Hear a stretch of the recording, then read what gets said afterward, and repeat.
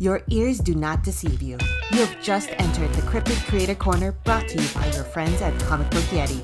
So without further ado, let's get on to the interview. This is Byron O'Neal, media editor for Comic Book Yeti, and today I'm sitting down with comics creator Tyler Crook to talk about his new project, The Lonesome Hunters, a 4-issue supernatural fantasy miniseries from Dark Horse Comics. Thanks for joining me today, Tyler. Hey, glad to be here. Yeah, well, it's a real pleasure getting you on the show. I'm a big fan of your work on Harrow County. You have a unique artistic style, which we can get to in a minute. Let's start with the basics. What is The Lonesome Hunters about? The Lonesome Hunters is about, man, you'd think I would have my spiel down a little bit better by now, but it's about, an old man who was given a magical sword when he was a young man that sort of led to him losing all the things that were important to him. And he has gone into hiding. And our story picks up about 100 years later. He's still alive. This magic sword has kept him alive, and relatively healthy in that time. And he meets a young woman named Lupe, and they basically have to confront some monsters that have attacked their apartment building. And then together they end up starting on an adventure to sort of find, try to find what they're missing in their life, and also, deal with these monsters that are after them. So Howard, the older principal character, he's been in hiding for a long time, hiding from life, hiding from his own destiny. So what emotional beats were you trying to go for with the character? I think the main thing in the first issue is really establishing who these people are and what they're going through. And I think both Howard and Lupe are extremely lonely people. They're both sort of stuck in these situations that they don't feel like they have a lot of control over, and they don't have a way out. And so I think when they meet each other, they both see this opportunity to go in a different direction than they have been going, for better or worse. Okay. Yeah. Lupe is kind of an unlikely sidekick, thrown into the mix of battling these supernatural forces in the book. And I thought it was an interesting choice to throw two complete strangers kind of together with these vast age differences. So why? I think the original inspiration for that was probably had a lot to do with, when I first conceived this book, it was a long time ago. I first started thinking about the story about 10 years ago. And at the time, I was I had just gone full-time being a comic book artist, and was going around and meeting a lot of, other cartoonists. And I was 35 when I got my first book published. And so a lot of my peers work-wise were about 10 years younger than me, so I was hanging out with a lot of people that were sort of the next generation younger than me. And I think that got me thinking a lot about just sort of intergenerational ways of cooperating and finding, mutual aid to make your way through life. And, also that was a time when I had moved back to Oregon, partially so I could be close to my parents. So I was able to spend a lot more time with them, and was thinking more about intergenerational dynamics and stuff. Yeah, I'm definitely sympathetic to being the guy in the 40s with the youngins. So I find myself there all the time. So, well, with respect to the supernatural elements in the story, you're in Oregon, and we recently moved from the Pacific Northwest. So without throwing out too many spoilers or anything, the representation of some of them is somewhat totemic. So it echoed some of those things you would see from, Native American artwork from the Pacific Northwest. So when you were populating the world, what were you mining visually? That's interesting. I hadn't really thought about that as being sort of but yeah, it does there's some sort of emulation of totem pole kind of imagery. Yeah. Yeah, but that was not really intentional, I don't think. The notion with the animal, with the monsters, is that they're the main antagonist is a group of magpies, which might sound a little funny to people without before reading it, but it makes sense in the book. And they but they're sort of based on a lot of reading that I was doing about of Native religion or Native American religion and folklore stories. And so much of their stories, well, I think particularly I was interested in oh man, what's the name of the tribe? It'll come to me. But they have a bunch of stories, where it's like a deer will take the form of a person and do something, and then they turn back into a deer and run off, or like these animals taking the forms of humans and either being like antagonists or protagonists in a story that way.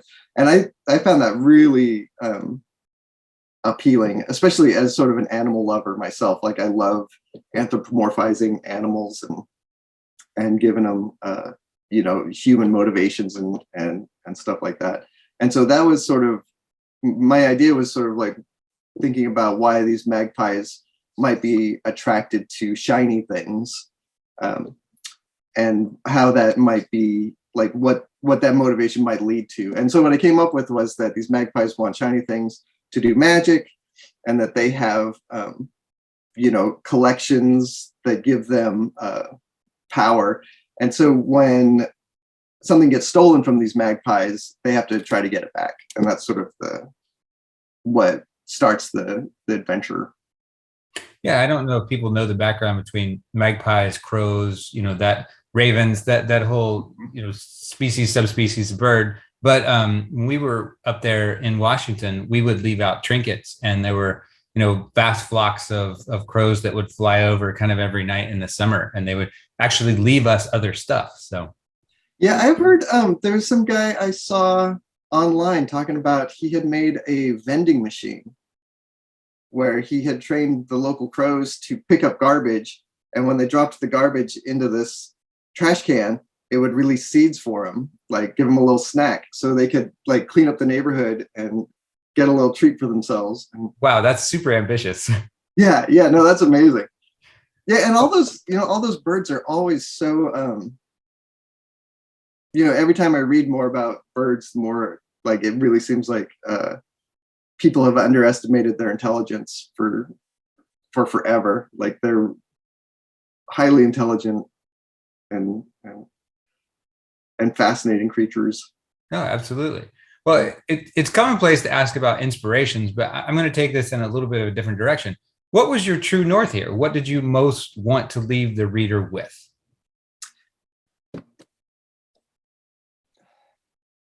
That's a good question. I don't know. Fair enough.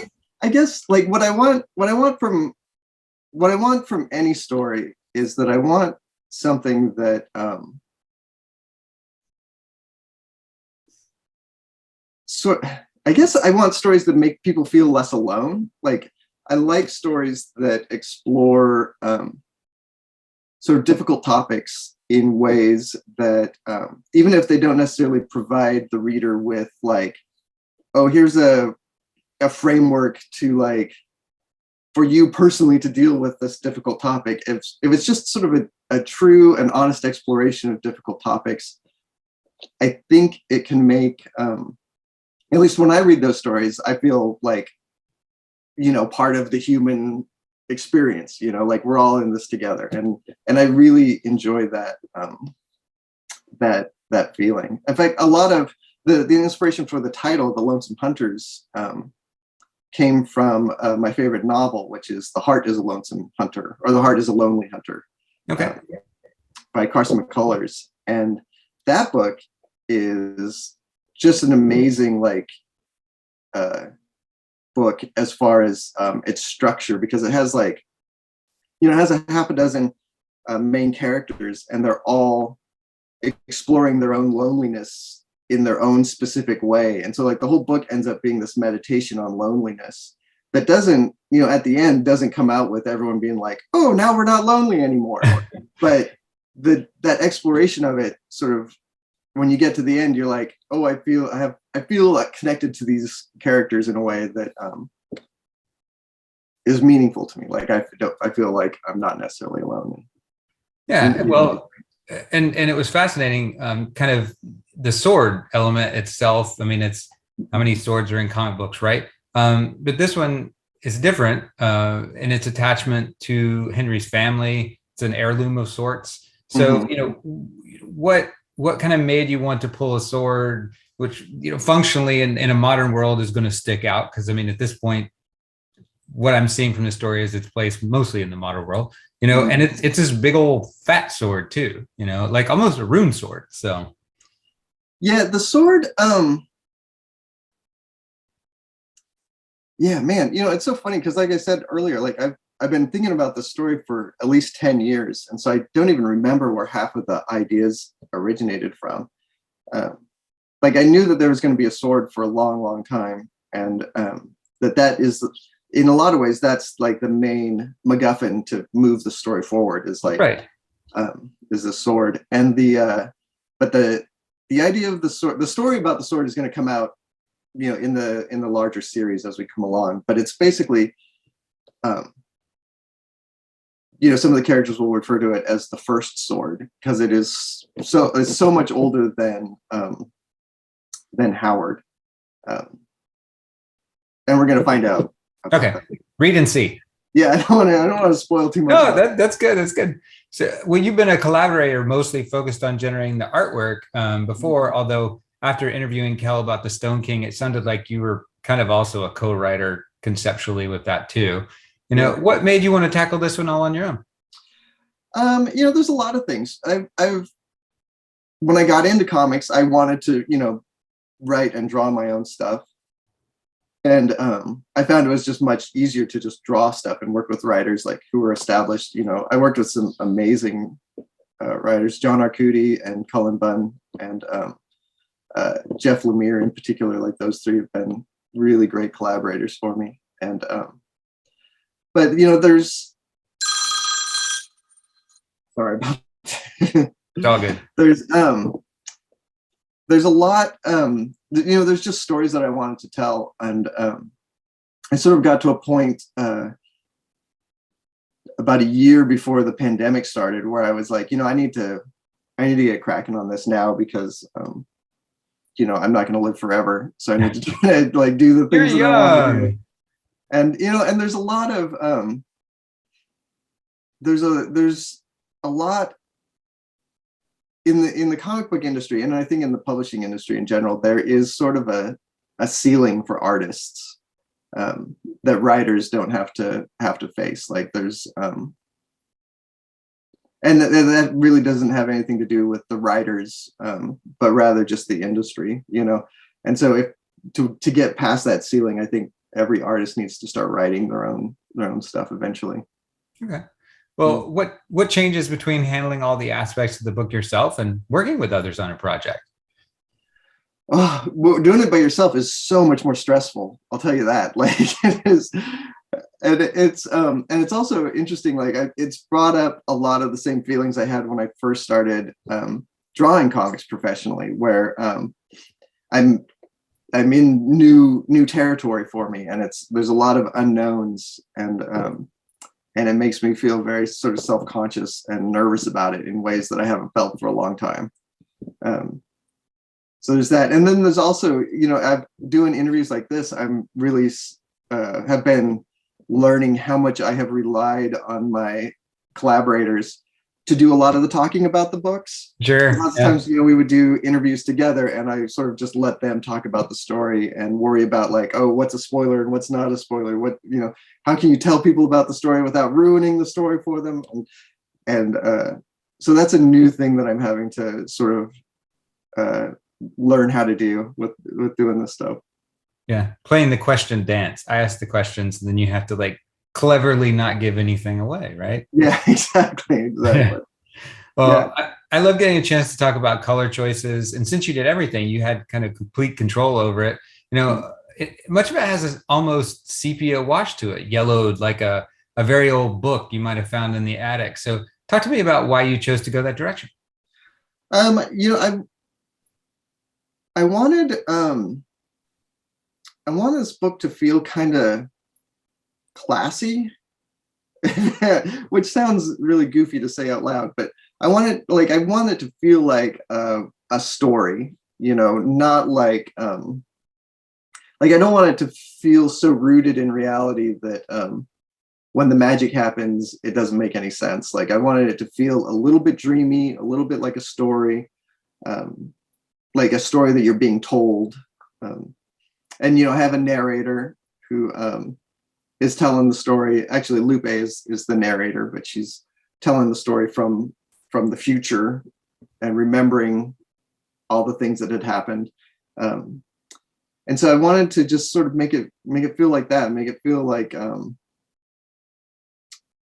almost like a memory, So there is a sort of a softer focus to a lot of the stuff than in some of my previous work, and it definitely has that sort of vignetted sepia feel to a lot of the panels. Yeah. I'm kind of always mesmerized by your artwork because my eye keeps expecting that watercolor bleed, once you hit the gutters, but you hit them and you just get sucked right back in. So. What do you mean?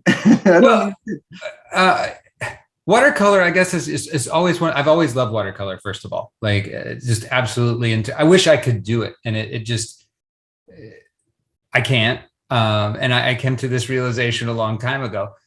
But I've seen some presentations with watercolor where it gets the whole page. You'll have like a splash page in the middle or something like that, and then that kind of bleeds around the gutters and stuff. But what I really enjoy about this and what keeps me visually engaged, especially in this book, is I just expect that watercolor bleed, and then you have these nice crisp white edges and you just keep getting sucked back into the story, and you have that sepia tone that we just talked about. So I spent much more time absorbing the story through the artwork than I'm accustomed to. So. Oh, that's interesting. I don't think I really thought of watercolor as working like that. Because the reason why I work in watercolor is there's two main reasons. Like the first reason is because I hate sitting in front of my computer all day, and so I had gotten a project a couple years back, called Bad Blood, and they wanted me to color it, and I was like, well, I'm not going to sit in front of my computer all day. Can I do watercolor? And they were like, we don't care, just get it done.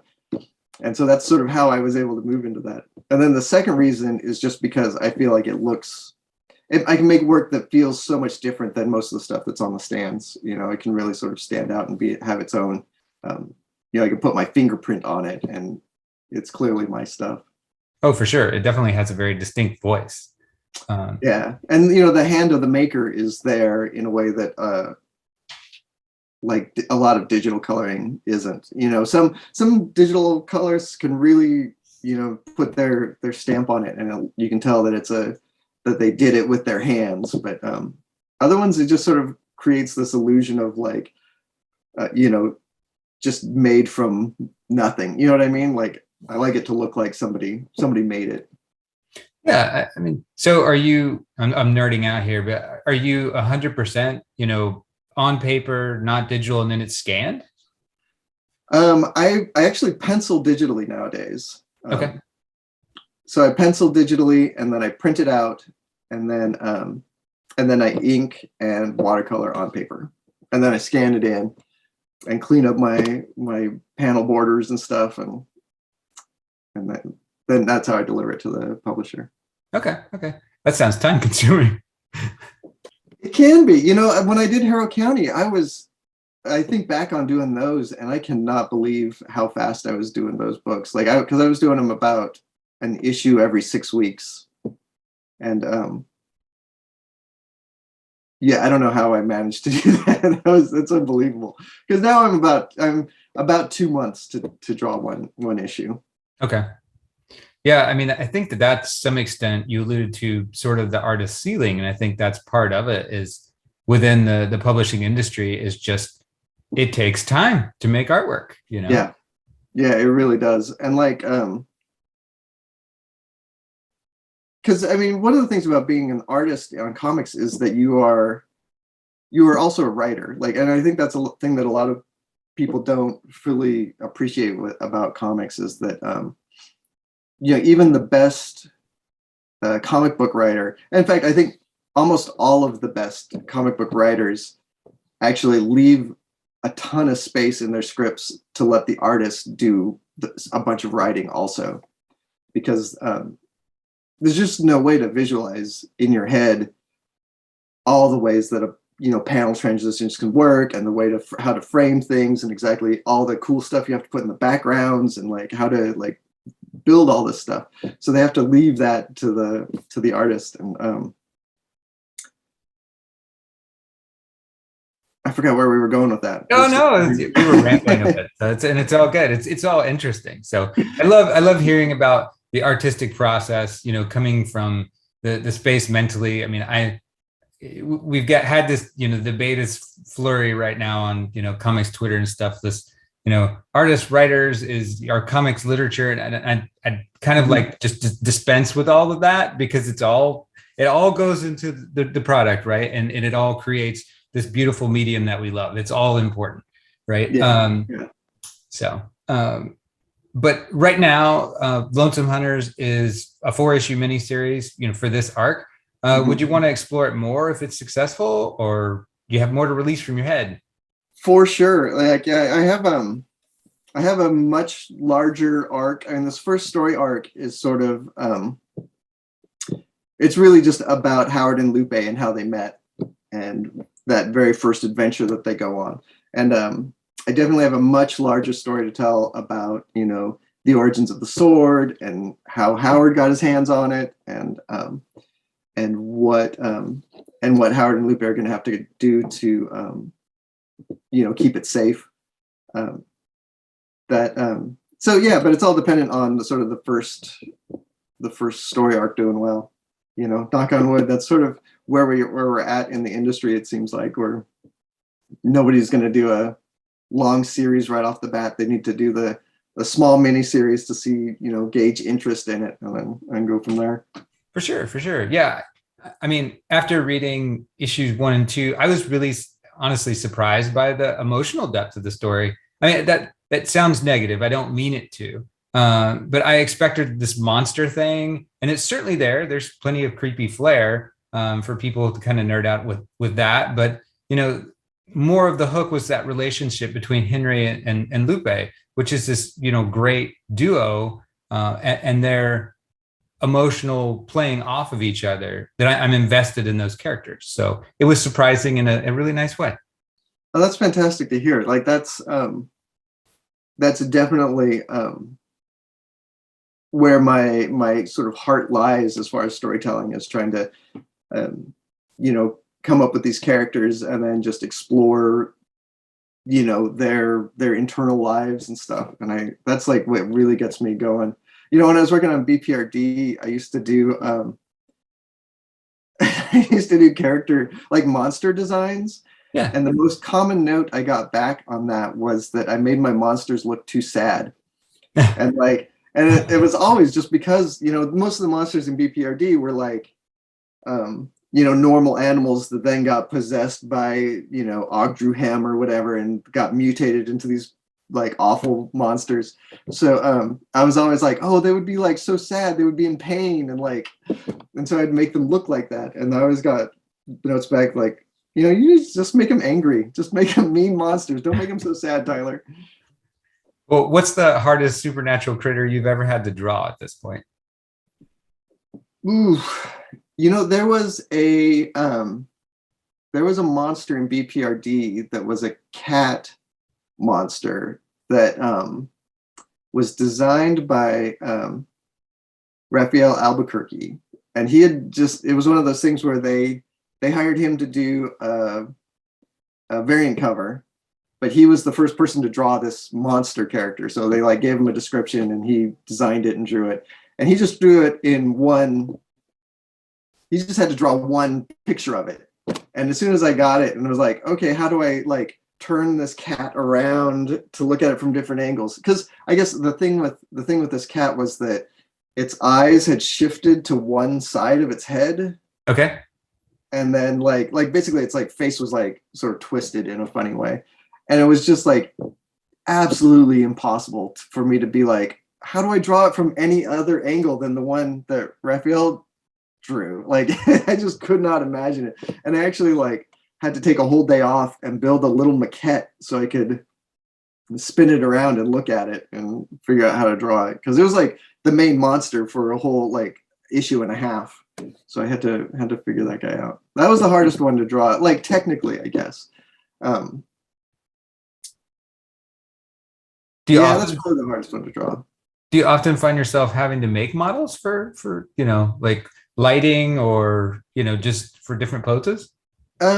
Sometimes, like before I did comic books, I was a 3D modeler for video games. Okay. So there's been plenty of times when I sort of will struggle with something and we'll just sort of like whip up a 3D model that I can sort of spin around or throw a light on and figure out what I'm doing that way.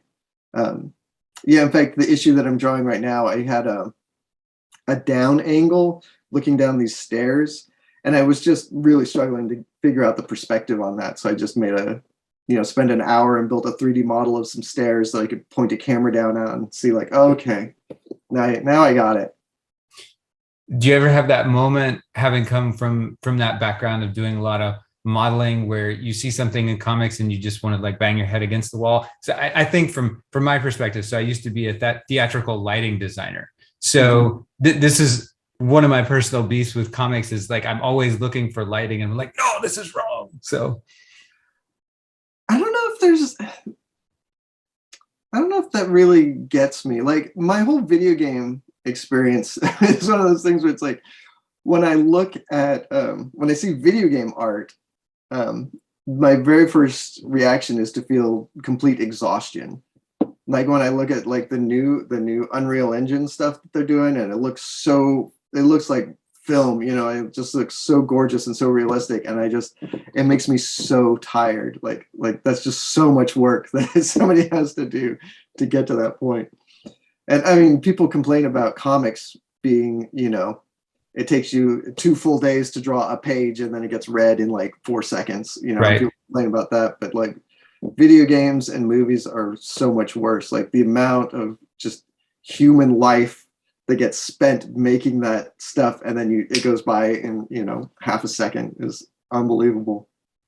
Yeah, I don't think I would be very happy in those, at least with theatrical lighting. I got my dramatic moments where everybody's just like, and you get that moment where everybody, sort of audibly gasps. So you got to do like the performances, right? You were running the lights during the plays and stuff. Like that stuff is really fun. Like for a while when I was doing video games, I worked in the motion capture department and in the 3D scanning department for a while at Sony. And I always loved those, like setting up all the technical stuff and getting it all ready, and then bringing someone in and then having the performance happen, and like everyone sort of working together. Like that element of it was really, really fun.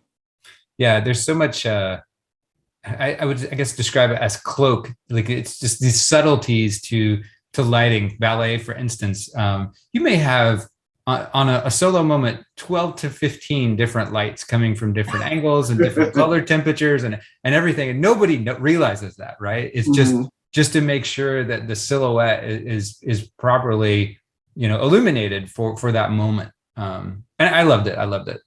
Yeah, that stuff seems really fun. I imagine a lot of that is like all automated in really fun ways nowadays. Like there's got to be like great computer systems to manage all that stuff nowadays. Yeah, and that was a tough learning curve for years, because like right there, probably 95 to 2005, like we had these monumental leaps in lighting design, and everything went to LEDs too. So the amount of power, okay, I'm getting in the weeds, but like to run a show like in the early 90s versus in the early 2000s, like it was just orders of magnitude of difference. So that's got to be moving to LEDs has got to be amazing. Like I remember going to see a play in high school in LA, and there was an earthquake in the middle of the performance, and it was so funny because like the actors were like trying to just sort of like keep going through this earthquake, And then as soon as some of the lights fell, and they had their safety cable, so they just they dropped off their pole and just dropped and started swinging and stuff. Then the actors had to break and be like, okay, everyone, stay calm. Just don't run, just be chill for a minute. And imagine those LEDs have got to be much lighter, because seeing those things come down, they're big heavy lights. Oh yeah, I mean, giant things on them. And yeah, I mean, back in the day, I remember having to actually cancel big shows, big touring shows, when I was the production manager, because of the snow load. And between the rigs of the sound, the lighting, everything that was hanging, and then you combine that with the amount of snow that might be on the top of a building on any random day, and you've got to tell 40,000 people, 40,000 people, nope, not happening, Yeah. I don't miss that stress. Every theater's got to have a big flat roof, huh? Yeah. Oh, yeah. That's horrifying. Yeah, it was much more of a problem with the arenas when people wanted to do things in the center, because you have something in the round. I mean, as you can imagine, the roof isn't exactly at its strongest at that center point, but. Oh, man. Yeah, that stuff sounds like fun, though. I was in a band, right after high school, and doing performances and shows and stuff was always just really fun. I always liked that. And then something I kind of miss from doing comics is that there's no performance element to it. You sort of work all alone all day long, and then you put it out in the world, and then maybe people will tweet nice things at you. That's what you get. Yeah, you have to read those reviews of people who don't like it, and you're like, oh, I'll just never read a review again. So.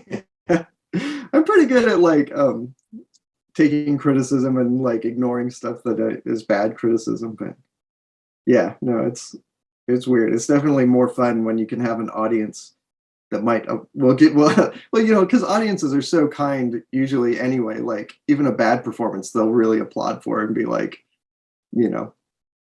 wish you the best. I showed up. Good job. Yay. Yeah. We did it. We got to the end, everybody. Yeah. Well, it's interesting too, because I've seen some collaborations, especially with people who are doing more crowdfunding stuff with a lot of music lately, either constructing a soundtrack for it to go along with it, or, even commissioning a band to do a couple of songs. I know they're doing that with By the Horns when they release some stuff. There's a companion soundtrack to it. So yeah, we have that for Harrow County. Actually, we have a Harrow County soundtrack. Okay. Yeah. For the listeners, they can download it for free from harrowcounty.bandcamp.com. Awesome. I'll have to check that out. I did not know that. Yeah, it's so funny. That's one of those things I always I'll post on social media about it every couple months, and I've been doing it for posting about it for years, and everybody is still always just I didn't know this existed. That's great. It's so funny. It's the nature of the algorithm, right? It's yeah, exactly. What gets seen, what doesn't, and none of us know the calculus. So yeah, especially if you provide an external link, I think that probably pushes it way down the algorithm. Yeah. Well, Lonesome Hunters, what else you got simmering right now? We got Manor Black. The second story arc for Manor Black is coming out, and that's a collaboration between Cullen Bunn and Brian Hurt and me. And that's in stores right now. The Stone King just came out in print, so that's out in stores right now. We got Tales from Harrow County, which is Cullen Bunn is writing it, and Emily Schnall is drawing it, and I'm doing the lettering on that, and that's coming out right now. Yeah, it just feels like everything that I've worked on in the last couple of years is just coming out right this second. It's kind of surprising. Press time. Yeah, exactly. Yeah, so there's a lot of Tyler Crook on the shelves right now if you want it. That's good. Yeah. So where can people find you online? I'm on Twitter. I don't remember my Twitter handle. I think it's Mr. Tyler Crook, MR Tyler Crook. And I'm on Instagram, Mr. Tyler Crook, but I think it's spelled out on that one. And those are the two socials that I'm at. But you can always get a hold of me through my website, mrtylercrook.com. And yeah, that's pretty much where I'm at. All right. Well, I hope we've teased enough with the Lonesome Hunters to encourage folks that are listening in to pick it up. I really enjoyed it. I hope they do. I mean, again, great, the supernatural stuff, the artwork is beautiful, but really the emotional depth of the story was what really hooked me in. So thanks. That really means a lot to me, dude. That's like, that's totally my goal, is to try to tell these emotional, meaningful stories. Well, Tyler, thanks for joining me today. It's been really fun and enlightening. Oh, it's my pleasure, Brian. It's nice to be here. Yeah. Well, this is Byron O'Neal on behalf of all of us at Comic Book Yeti. Thanks for tuning in, everyone, and we'll see you next time. Thank you for joining us today for this episode of the Cryptid Creator Corner. We also have a podcast of the same name that you can download wherever you get your podcasts. Thanks for watching. If you enjoyed this episode of the Cryptid Creator Corner, maybe you would enjoy our sister podcast, Into the Comics Cave. Listen and subscribe wherever you get your podcasts.